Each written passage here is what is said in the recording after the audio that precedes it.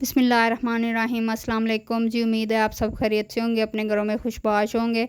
ये आज मैं आपके साथ मज़ेदार से एप्पल बनाना शेक की रेसिपी लेकर आई हूँ। तो अगर आपको मेरी वीडियो अच्छी लगे तो प्लीज़ इसे लाइक करें, चैनल को सब्सक्राइब करें और बेल आइकन को ज़रूर दबाइएगा। तो चलिए अपनी रेसिपी को हम स्टार्ट करते हैं। उसके लिए यहाँ पर मैंने 2 अदद एप्पल ले लिए हैं। ये 3 यहाँ पर बनाना है। मैं इनको छोटे छोटे क्यूब्स में काट लूँगी। ये 2 से 3 चम्मच चीनी के हैं, आप अपने टेस्ट के मुताबिक लीजिएगा। ये आइस क्यूब्स हैं। उसके बाद यहाँ पे मैंने बादामों की गिरियाँ ले ली थी, इनको मैं गार्निशिंग में यूज़ करूँगी।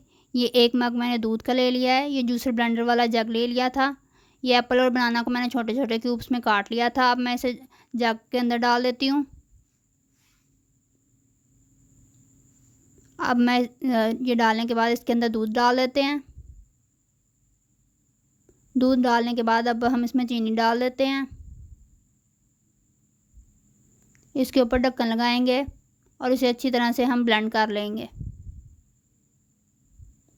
जब ये अच्छी से ब्लेंड हो जाए तो अब हम इसके अंदर आइस क्यूब्स डाल देते हैं।